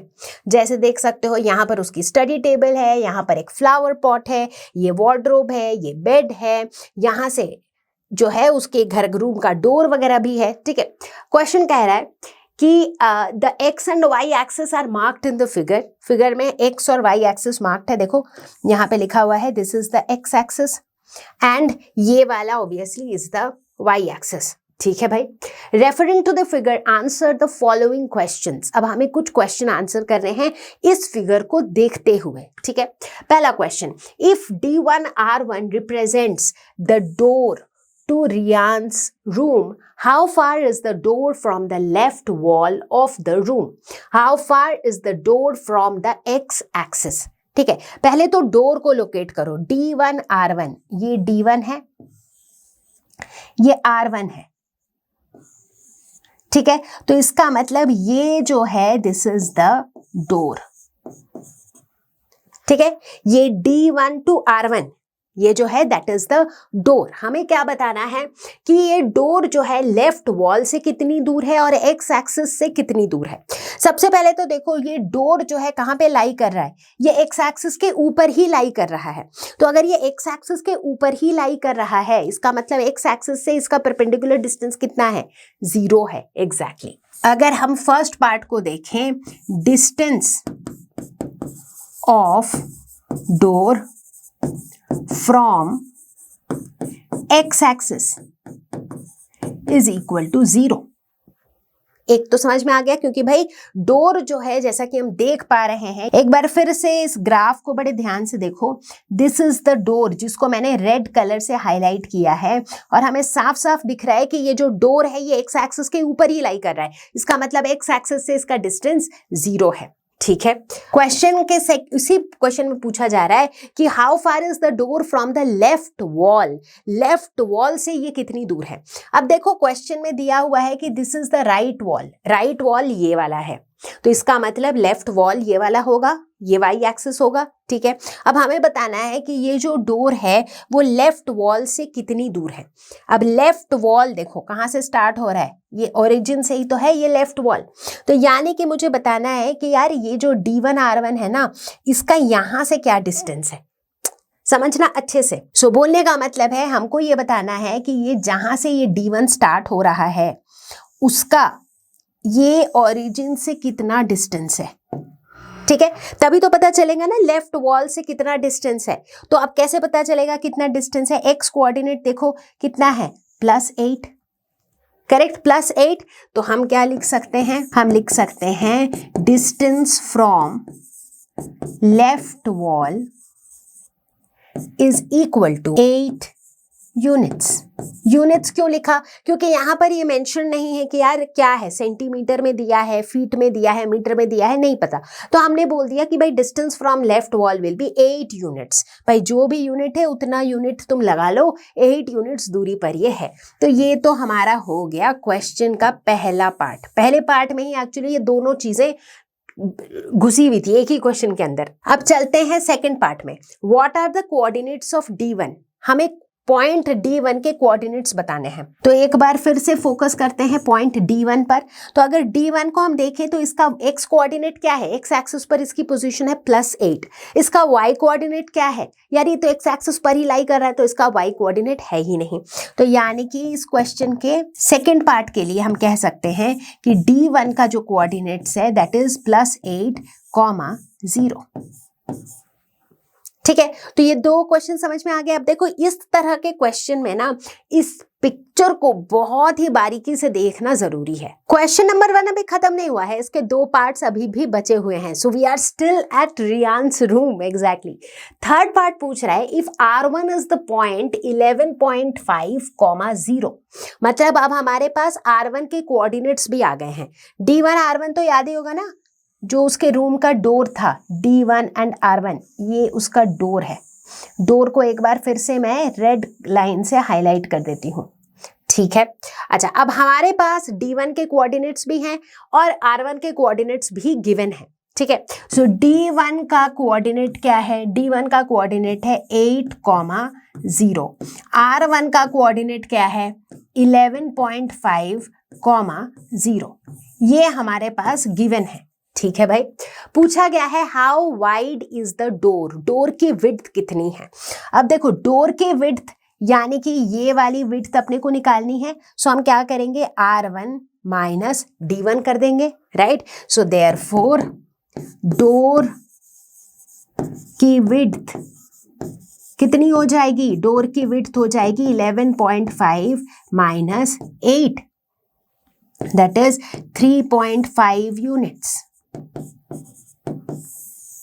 ठीक है, ये डोर की विड्थ निकल गई। बट इसी क्वेश्चन में पूछा जा रहा है do you think this is a comfortable width for the room door?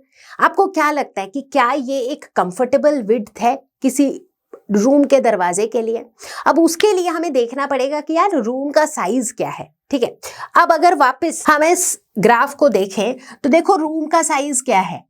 y axis पर जा रहा है 10 तक, x एक्सिस पर जा रहा है 12 तक। यानी कि रूम का जो साइज है दैट इज 12/10 या 10/12 फीट समझ लेते हैं, राइट। क्योंकि एक स्टैंडर्ड रूम साइज जो है दैट इज 10/10 का रूम होता है, 12/10 का होता है, 10/12 का होता है। ठीक है, सो लेट्स से कि दिस इज अ 10/12 फीट का रूम। तो अगर ये 10/12 फीट जो है that is the room size. ठीक है, ये अगर रूम का साइज है, इसका मतलब है अगर इसको मैंने 10 फीट माना, मतलब एक स्क्वायर जो है दैट इज 1 फीट। तो उस लॉजिक से डोर का जो विड्थ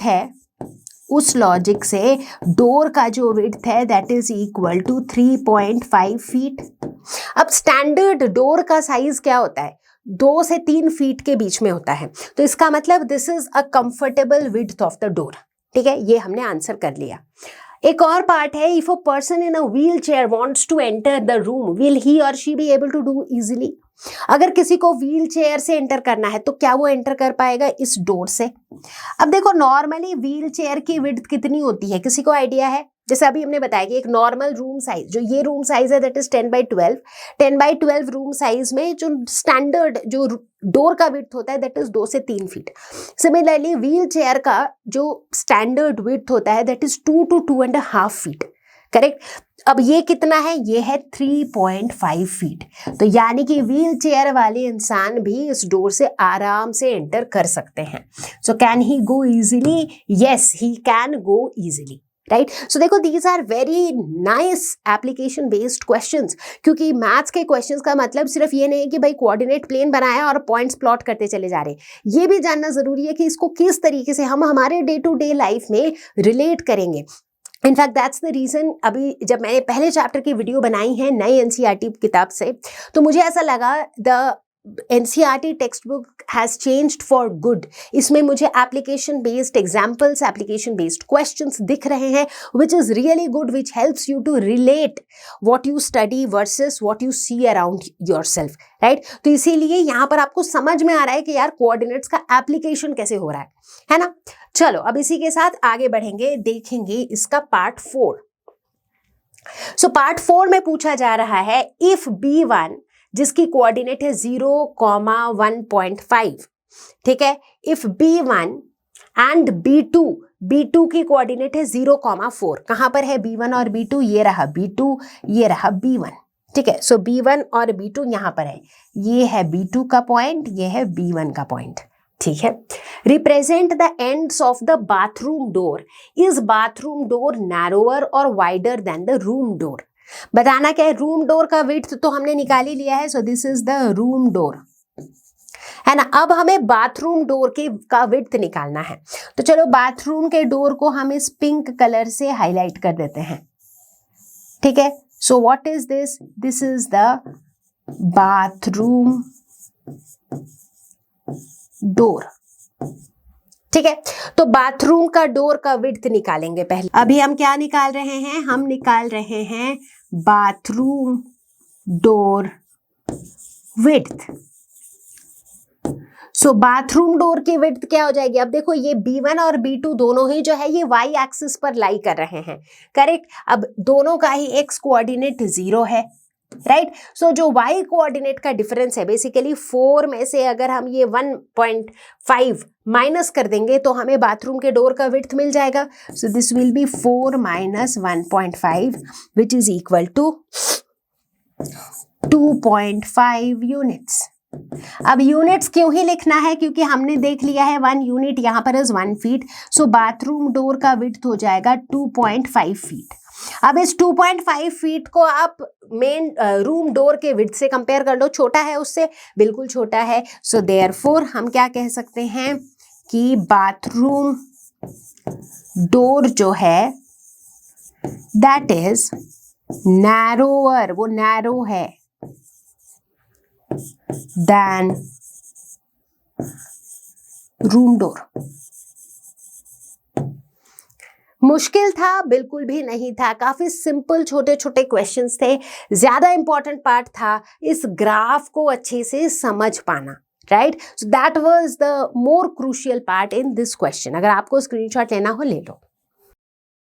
तो चलो बच्चों फिर आगे बढ़ते हैं हमारे अगले प्रॉब्लम के साथ, विच इज प्रॉब्लम नंबर 2, और ये कह रहा है plot point Z 5,-6 on the Cartesian plane, ठीक है। पहले तो हमें इस पॉइंट को प्लॉट करना है, चलो एक एक करके करते हैं, ठीक है। तो ठीक है भाई, ये लेट्स से हमारा प्लेन है, ये ओरिजिन है, ये एक्स एक्सिस है। लेट्स से हम इसको 1 2 3 4 इस तरीके से मार्क कर देते हैं। 5 तक तो करना ही पड़ेगा क्योंकि यार 5 ही इसका एक्स कोऑर्डिनेट है, तो 5 को तो मिस नहीं कर सकते हैं, है ना। इधर हो जाएगा -1 -2 -3 -4 -5, इधर हो जाएगा 1 2 3 4 5, और इधर हो जाएगा -1 -2 -3 -4 -5 एंड -6, ठीक है।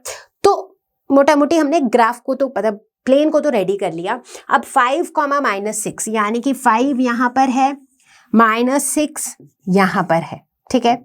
सो अगर देखा जाए तो ये दोनों अगर यहाँ से हम डॉटेड लाइन से इनको ज्वाइन करें, डॉटेड लाइन इसलिए बना रही हूं क्योंकि क्वेश्चन के अगले पार्ट में ना हमें राइट एंगल ट्रायंगल बनाना है। So this point will be 5, -6, ठीक है। तो हमने 5, -6 को प्लॉट कर लिया है।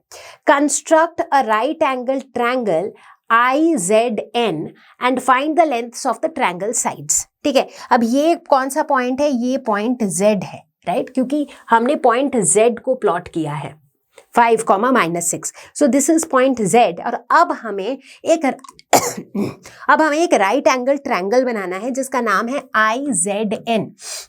नाम से देखो ABC, जब हम एक राइट एंगल ट्रायंगल को लिखते हैं इसका मतलब the right angle is at B, जो पॉइंट बीच में है ना। ABC में B में राइट एंगल है, उसी तरह IZN में राइट एंगल जो है वो पॉइंट Z पर है। तो यानी कि इस पॉइंट Z पर राइट एंगल है, ठीक है।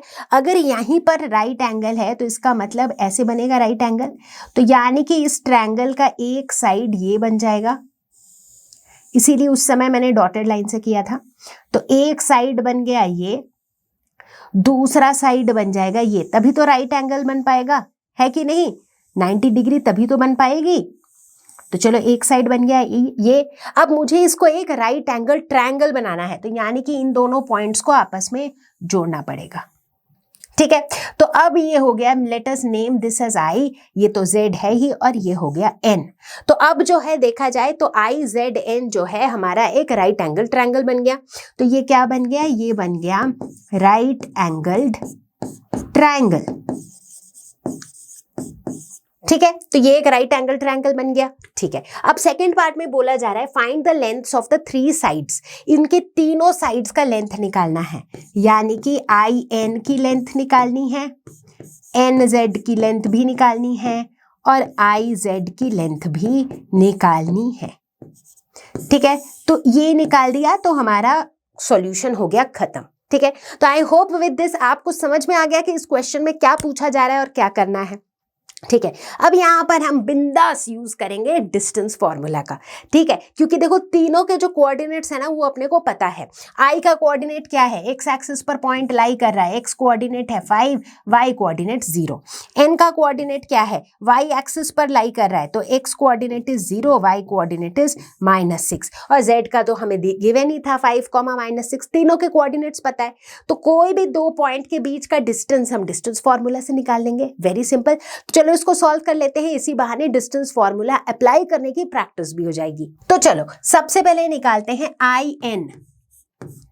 IN, यानी कि I और N के बीच का हम निकाल रहे हैं डिस्टेंस, ठीक है। तो कैसे निकालेंगे, √(x2 - x1) का whole square, that is x2 - x1, तो x2 की वैल्यू है 0 माइनस x1 दैट इज 5 का whole square, plus y2 - y1, y2 है -6 माइनस 0 का होल स्क्वायर, ठीक है। तो ये कितना हो जाएगा, ये हो जाएगा -5 का होल स्क्वायर दैट इज 25 -6 का whole square that is 36। So this is equal to √61 units.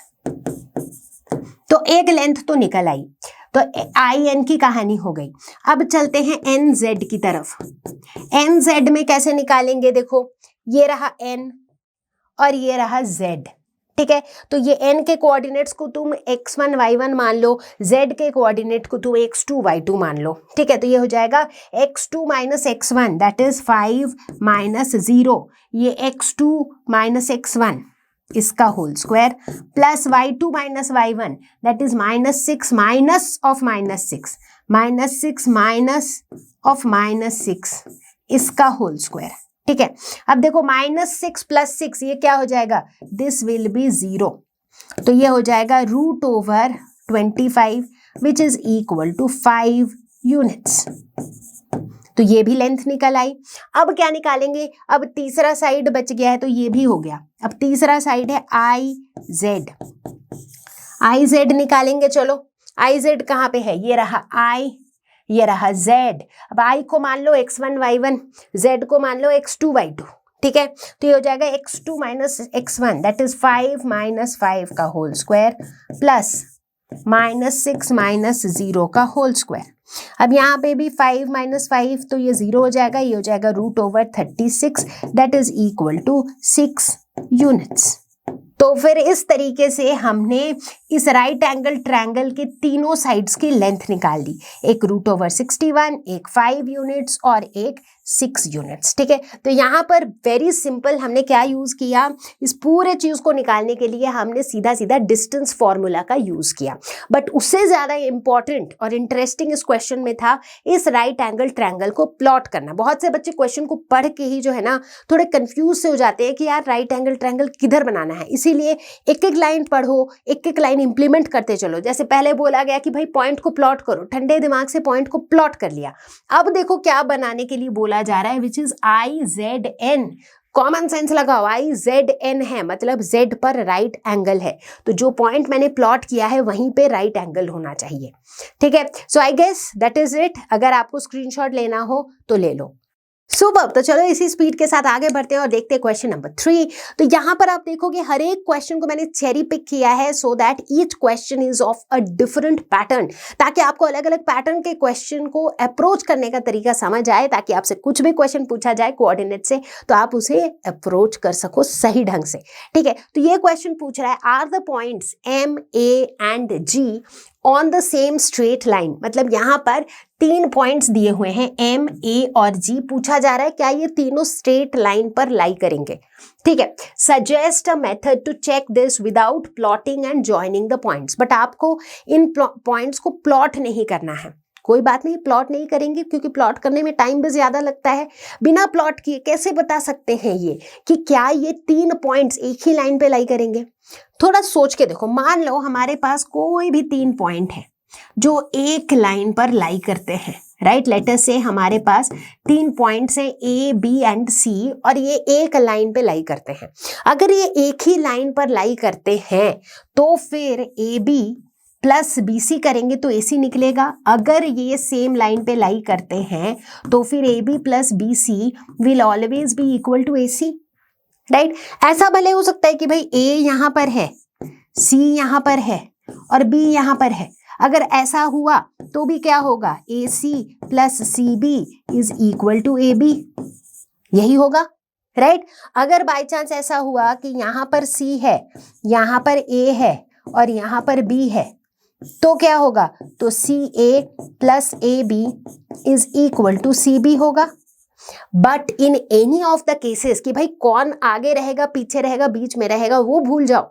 But in any of the cases अगर ये तीनों पॉइंट सेम लाइन पर हैं तो उस केस में the sum of the lengths और the sum of the distances between 2 points will be equal to the distance of the third one. मतलब जैसे मान लो ये एक पॉइंट है, ये एक पॉइंट है, इन दोनों के बीच का डिस्टेंस है AB, इन दोनों के बीच का डिस्टेंस है BC, इन दोनों का सम करेंगे तो हमें तीसरा वाला लेंथ मिलेगा, यानी कि हमें A और C के बीच का डिस्टेंस मिलेगा।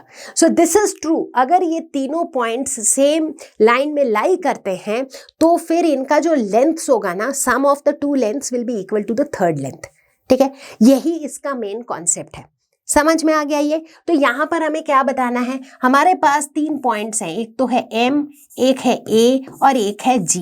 तो अब इन 3 पॉइंट्स के हेल्प से हमें क्या निकालना है, हमें MA की लेंथ निकालनी है, हमें AG की लेंथ निकालनी है और हमें MG की लेंथ भी निकालनी है। ठीक है, और इन तीनों लेंथ्स को निकाल कर हमें देखना है कि क्या इनमें से किसी भी 2 का सम जो है वो तीसरे के बराबर है। अगर ऐसा होता है यानी कि दे आर लीनियर।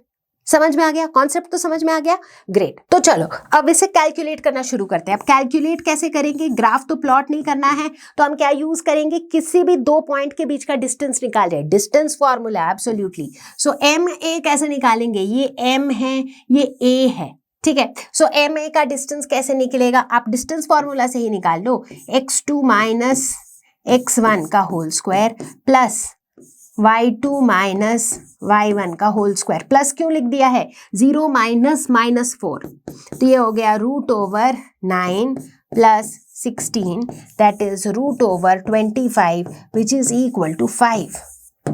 ठीक है, तो MA तो निकल गया। अब इसी तरीके से निकाल लेते हैं AG कैसे निकालेंगे, ये है A, ये है G, तो ये हो जाएगा √9 6 माइनस 0 का होल स्क्वायर प्लस 8 माइनस 0 का होल स्क्वायर। मैं कुछ भी शॉर्टकट नहीं कर रही हूं ताकि बेसिक्स अच्छे से समझ में आ जाए। So 36 plus 64, so this is root over 100 that is equal to 10। तो ये भी निकल गया, तो एक एम ए भी निकल गया, ए जी भी निकल गया। अब बचा एम जी। चलो एम जी यहाँ पे निकाल लेते हैं। m और g दैट इज 6 माइनस 3 का होल स्क्वायर प्लस 8 माइनस 4 का whole square. So that is equal to 9 9 81 plus 12 का square that is 100 and so this is equal to 225 which is equal to 15। ठीक है, तो अब हमने mg भी निकाल लिया। अब तीनों की वैल्यूज देखो, एक की निकली 5, एक की निकली 10 और एक की निकली 15। 5 प्लस 10 करेंगे तो 15 आएगा, बिल्कुल आएगा। सो देयरफॉर यहां से हमें क्या पता चल रहा है कि ma plus ag is equal to mg। ये पता चला। देयरफॉर हम बता सकते हैं कि पॉइंट्स m a g जो है दे आर लीनियर। ठीक है, I hope this is clear. ये एक्सप्लेनेशन बहुत क्रिटिकल था because this is where the concept lies.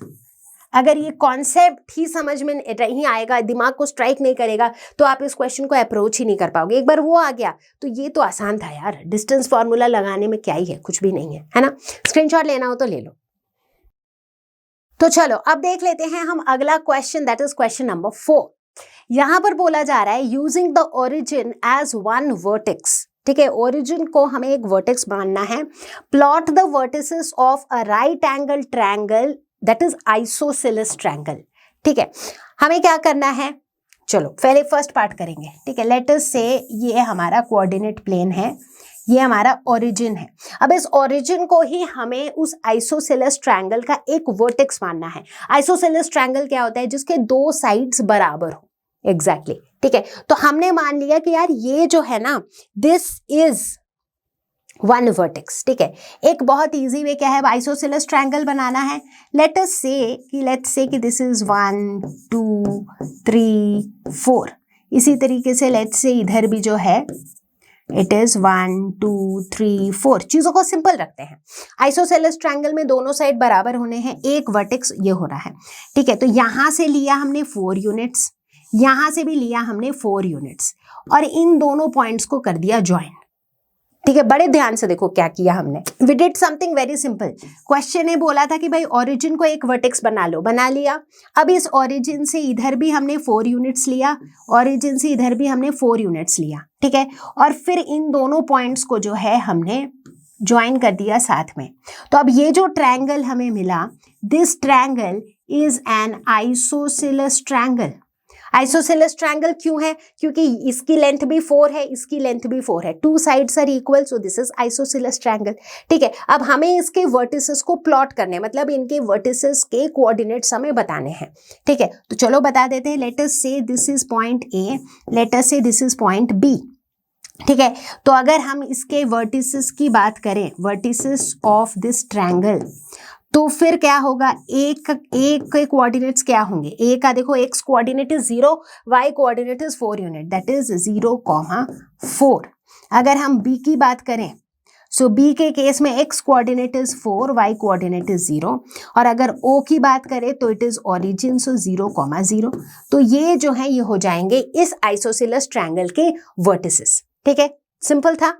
अच्छा, अब देखते हैं सेकंड क्वेश्चन। अब सेकेंड पार्ट में बोला जा रहा है कि N isosceles triangle with one vertex in quadrant 3 and the other in quadrant 4। अब चीजों को थोड़ा कॉम्प्लिकेट किया जा रहा है कि भाई तुम अपनी मर्जी से, तुम्हारा जहां मन किया वहां पे नहीं ले सकते हो वर्टिसेस। तुम्हें क्या करना है, एक तो तुम्हें ओरिजिन पर लेना है, तो एक वर्टेक्स तुम्हारा ओरिजिन पर है, लेकिन जो बाकी 2 वर्टिसेस है ना, वो कहाँ पे होंगे। ये हमारा क्वाड्रेंट 1 है, क्वाड्रेंट 2 है, ये क्वाड्रेंट 3 है और ये क्वाड्रेंट 4 है। तो ये कह रहा है कि भाई एक वर्टेक्स जो है वो क्वाड्रेंट 3 पर होगा, दूसरा वर्टेक्स जो है वो क्वाड्रेंट 4 पर होगा। ठीक है, तो यानी कि हमारा आइसोसेलेस ट्रायंगल कुछ इस तरीके का बनेगा। ठीक है, बट चूंकि ये आइसोसेलेस ट्रायंगल है तो ये वाली लेंथ जो है has to be equal to ये वाली लेंथ, करेक्ट। तो इसका मतलब है कि हमें ये डिस्टेंस, ये जो पॉइंट है, ये पॉइंट जिस भी कोऑर्डिनेट के कॉरेस्पॉन्डिंग है और ये पॉइंट जिस भी कोऑर्डिनेट के कॉरेस्पॉन्डिंग है, they should be equal units. मतलब अगर इधर से ये पॉइंट +2 पर है तो इधर से ये पॉइंट -2 पर होना चाहिए।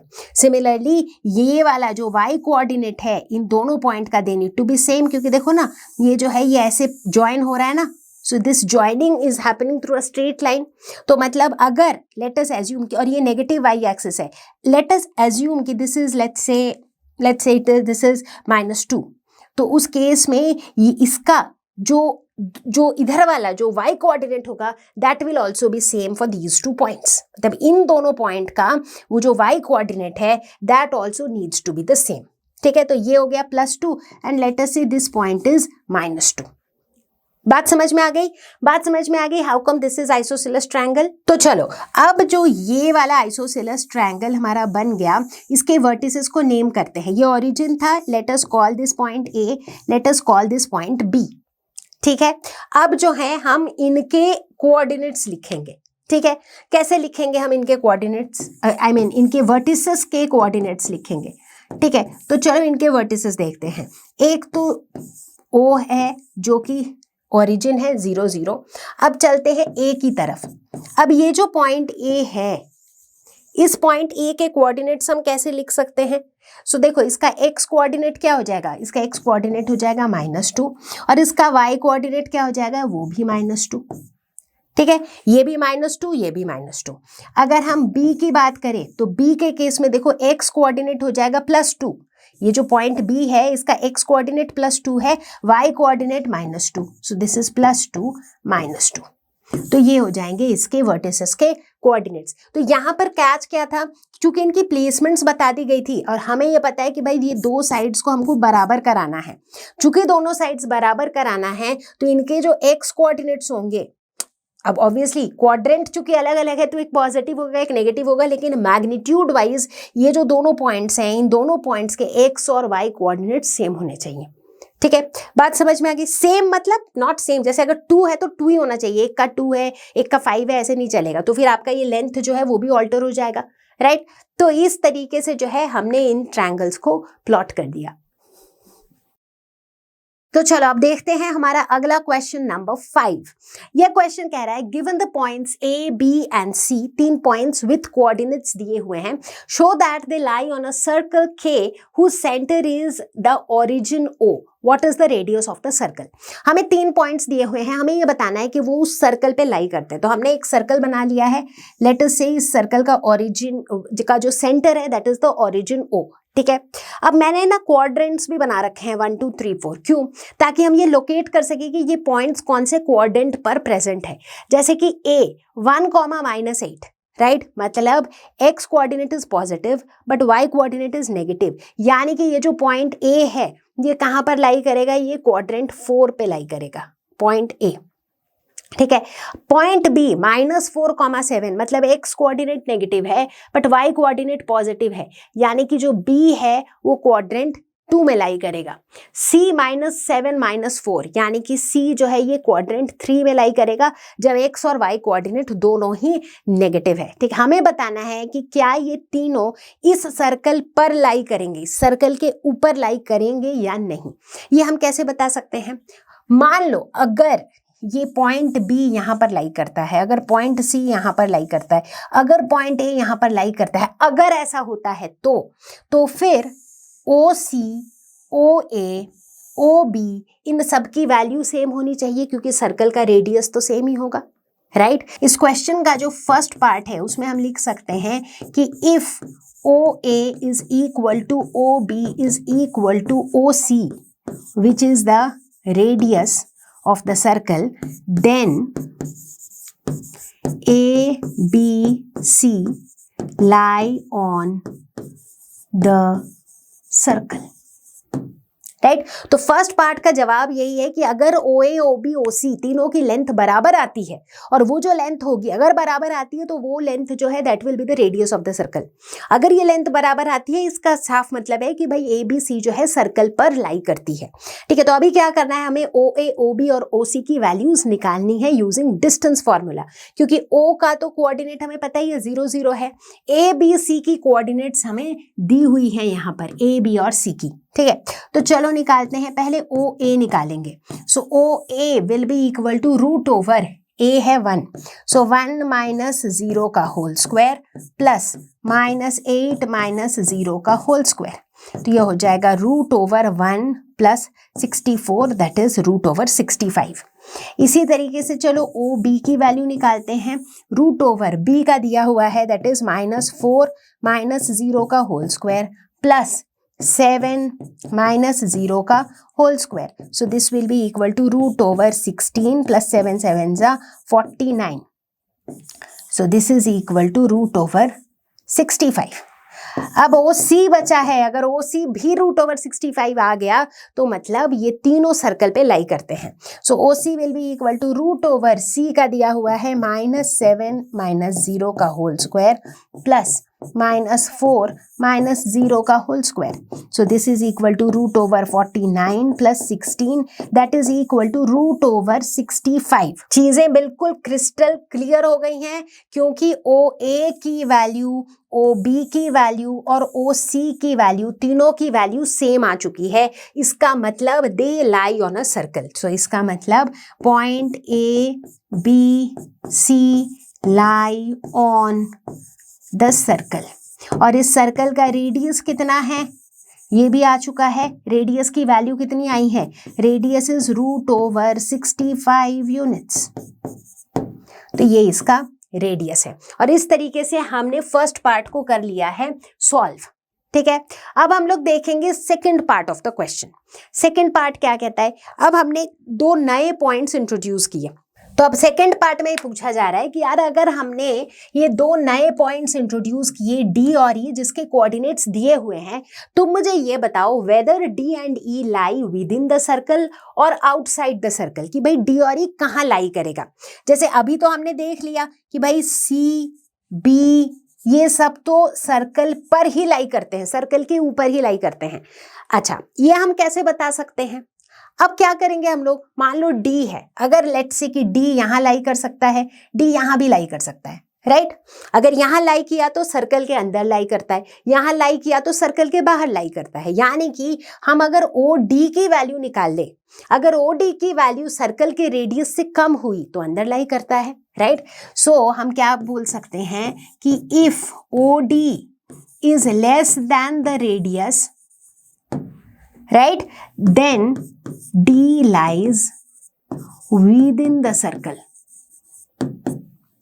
लेकिन अगर OD की वैल्यू जो है वो सर्कल के रेडियस से ज्यादा होती है then D lies outside। तो ये है हमारा लॉजिक इसको सॉल्व करने का। And same thing for point E, point E के लिए भी सेम थिंग है। ठीक है, तो अब हम क्या करेंगे, OD की वैल्यू निकालेंगे और उसी तरह से OE की वैल्यू भी निकालेंगे। तो चलो निकालते हैं पहले OD की वैल्यू, तो ये हो जाएगा रूट ओवर, क्या हो जाएगा, अब O तो 0 ही है तो 0 माइनस ऑफ -5 का होल स्क्वायर प्लस 0 माइनस 6 का होल स्क्वायर, तो ये हो गया रूट ओवर 25 प्लस 36, तो ये हो गया रूट ओवर 61।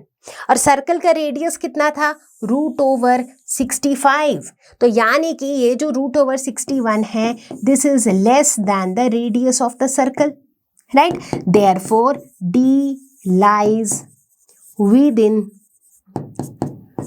the circle। तो इसका मतलब जो पॉइंट D है वो सर्कल के अंदर लाई करेगा, क्योंकि उस D का distance from the centre is less than the radius of the circle. ठीक है। अब इसी लॉजिक से हम पॉइंट ई के लिए भी इसको सॉल्व करेंगे। क्या मुझे कर देने की जरूरत है या आप लोग खुद कर लोगे? जल्दी से बताओ मुझे कमेंट्स पे।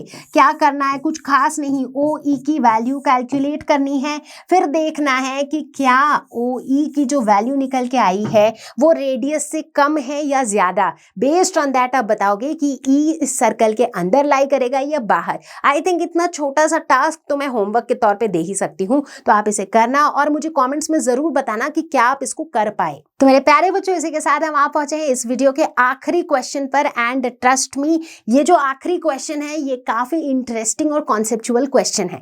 ठीक है, क्वेश्चन क्या कह रहा है? क्वेश्चन कह रहा है, a computer graphics program displays images on a rectangular screen whose coordinate system has the origin at the bottom left corner. ठीक है, तो मतलब ये हमारा लेट्स से हमारा वो रेक्टेंगुलर स्क्रीन है जिसके लेफ्ट बॉटम कॉर्नर पर ओरिजिन है। सो दिस इज द ओरिजिन। ठीक है, the screen is 800 pixels wide and 600 pixels high. मतलब इसकी जो विड्थ है दैट इज कहाँ तक जा रही है? 800 पिक्सल तक, और इसकी जो हाइट है वो जा रही है अप टू 600 पिक्सल्स तक। A circular icon of radius 80 pixels is drawn with its center at point A 100, 150. So point A, ये हमने पॉइंट A ले लिया है और देखो इस पॉइंट A की कोऑर्डिनेट क्या है? X कोऑर्डिनेट है 100 और Y कोऑर्डिनेट है 150। ठीक है, तो ये हमारा पॉइंट ए है। इस पॉइंट ए को सेंटर मानते हुए हमने एक सर्कल ड्रॉ किया और इस सर्कल का रेडियस कितना है? इसका रेडियस है 80।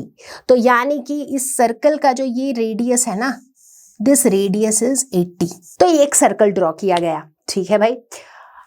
Another circular icon of radius 100 pixels is drawn with its center at point B.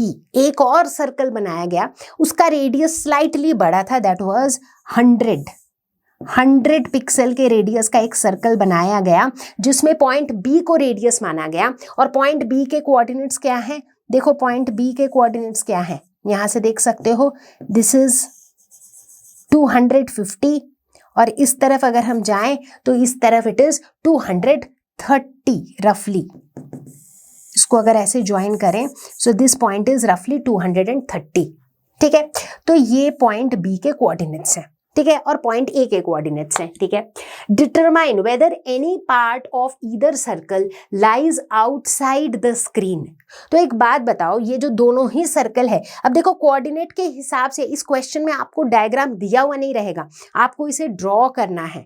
तो ड्रॉ इसी अप्रोच से करोगे कि पहले पॉइंट ए को प्लॉट करोगे, पॉइंट बी को प्लॉट करोगे। ठीक है, एक बार पॉइंट ए प्लॉट कर लिया, फिर 80 रेडियस मानते हुए सर्कल बनाओगे, पॉइंट बी प्लॉट कर लिया, 100 रेडियस मानते हुए सर्कल प्लॉट करोगे। अब देखो जो दोनों ही सर्कल है स्क्रीन के तो अंदर ही है, क्योंकि स्क्रीन तो 800 और 600 तक जा रहा है, right? So therefore whether any part of the circle lies outside the screen, answer is no, क्योंकि दोनों ही सर्कल का पूरा पूरा पार्ट जो है स्क्रीन के अंदर ही है। सो इस क्वेश्चन में सबसे क्रिटिकल पार्ट क्या है? इसको प्लॉट करना। So please plot it carefully. ठीक है, अब चलते हैं सेकेंड पार्ट में। Whether the two circles intersect each other, क्या ये दोनों सर्कल्स एक दूसरे को इंटरसेक्ट कर रहे हैं? अब देखो जैसे ही आप ये इन दोनों को प्लॉट कर लोगे तो आपको ये साफ साफ दिखेगा कि ये दोनों में जो है ना इंटरसेक्शन तो है। देखो ये वाला जो रीजन है, this is the intersecting region between the two circles. अगर आप करेक्टली प्लॉट करते हो तो प्लॉट करके आपको ये दिख ही जाएगा that there is intersection between the two circles. So the answer is yes. But अगर बिना प्लॉट किए भी हमें एक अप्रोक्सीमेशन लगाना हो कि क्या इनके बीच में इंटरसेक्शन होगा, तो हम वो भी पता कर सकते हैं। देखो कैसे। तो सबसे पहले हम पहले सर्कल की बात करते हैं। ठीक है, पहला सर्कल जो छोटा सर्कल है जिसकी रेडियस है a, पहले हम उस सर्कल की बात करते हैं। इस सर्कल का हॉरिजॉन्टल रेंज क्या है? मतलब इस हॉरिजॉन्टली ये कहाँ से कहाँ तक रहेगा, निकालो। देखो इस सर्कल का जो हॉरिजॉन्टल रेंज होगा वो कितना होगा? ±80। ऐसा मैंने क्यों बोला? क्योंकि इस सर्कल का जो सेंटर है, अभी हम हॉरिजॉन्टल रेंज की बात कर रहे हैं, तो जो सेंटर है उसका हॉरिजॉन्टल कोऑर्डिनेट कितना है? 100, राइट? एक्स कोऑर्डिनेट उसका 100 है। अब इस 100 से वो कितने कहां तक स्प्रेड होगा, ये इसका 100 है। अब 100 से वो इधर 80 जाएगा, इधर 80 जाएगा। सो मतलब 100 प्लस 80 होगा अगर इस पॉइंट की बात कर रहे हैं, 100 माइनस 80 होगा अगर इस पॉइंट की बात कर रहे हैं। तो मतलब इस सर्कल के जो दो एक्सट्रीम एंड पॉइंट्स होंगे वो क्या होंगे, 100 प्लस 80 और 100 माइनस 80। तो 100 माइनस 80 किया तो 20, 100 प्लस 80 किया तो 180। मतलब एक्स एक्सिस पे अगर हम देखें तो ये वाला सर्कल 20 से लेकर के 180 तक रहेगा। ठीक है, अब इसी तरीके से अगर हम इसी सर्कल की वर्टिकल रेंज की बात करें तो इसका वर्टिकल रेंज कहाँ रहेगा। आप देखो सेंटर तो 100 पर ही है, राइट। वर्टिकल रेंज पे भी क्या होगा, इसका जो विड्थ है, अब देखो सेंटर ये 100 पर है लेकिन वाई एक्सिस पे vertically it is not 100, it is 150। देखो ये 150 पर है, राइट।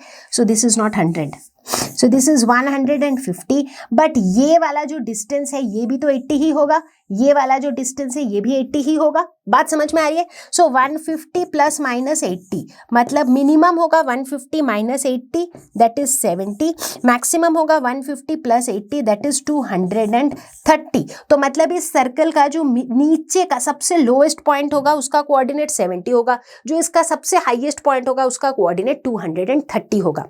तो इस तरीके से मुझे पहले सर्कल का एग्जैक्ट पोजीशन पता चल गया। सेंटर का कोऑर्डिनेट दिया हुआ ही था, इसका ये लेफ्ट एक्सट्रीम का कोऑर्डिनेट हमने निकाल लिया, राइट एक्सट्रीम का निकाल लिया, ऊपर में भी टॉप मोस्ट और बॉटम मोस्ट कोऑर्डिनेट्स भी हमने यहां से निकाल लिए। ठीक है, कि हॉरिजॉन्टली 20 टू 180 के बीच में होगा, वर्टिकली 70 टू 230 के बीच में होगा। अब ठीक उसी तरीके से हम बात करेंगे सेकेंड सर्कल के बारे में जिसका सेंटर बी पे है।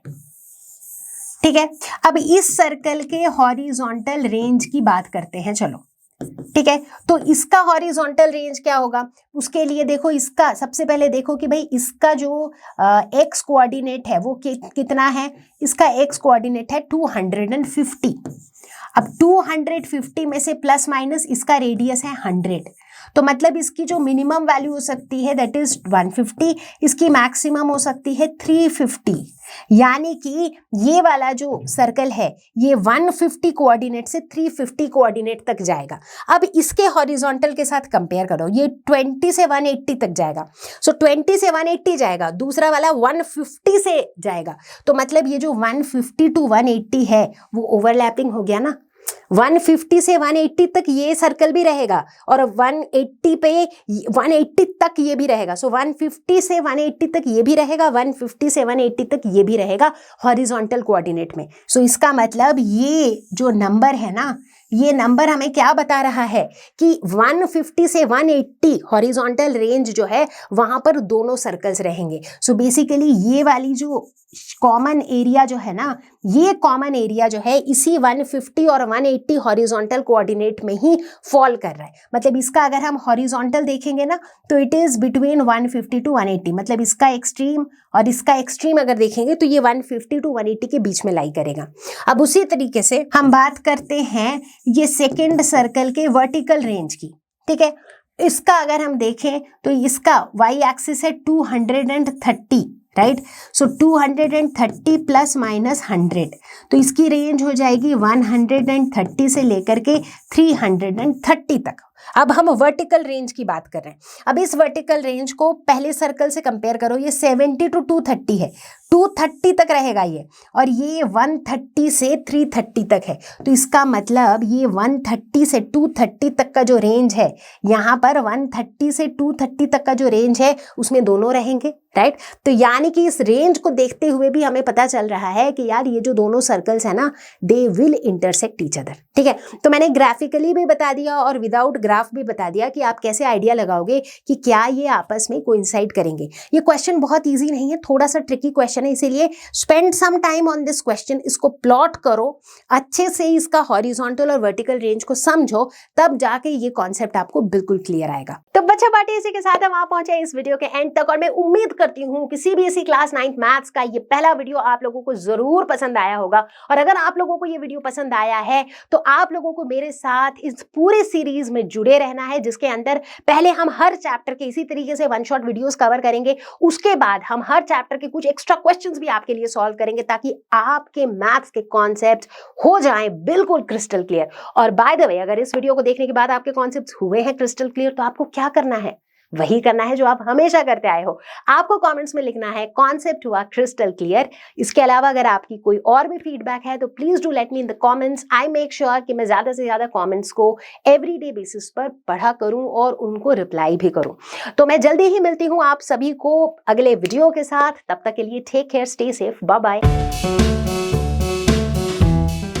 लर्नो हब एक ऐसा फ्री लर्निंग प्लेटफॉर्म जहां पर आपको मिलते हैं videos,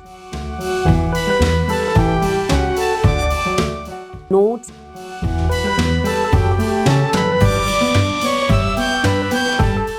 NCERT solutions,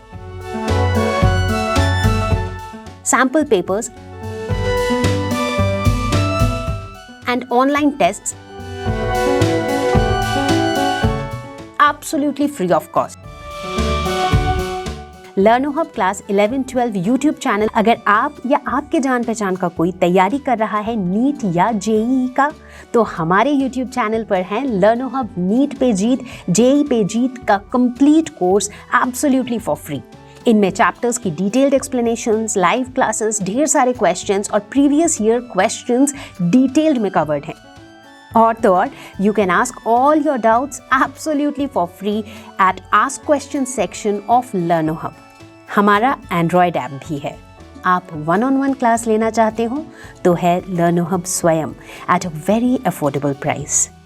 Learno Hub free है पर बेस्ट है।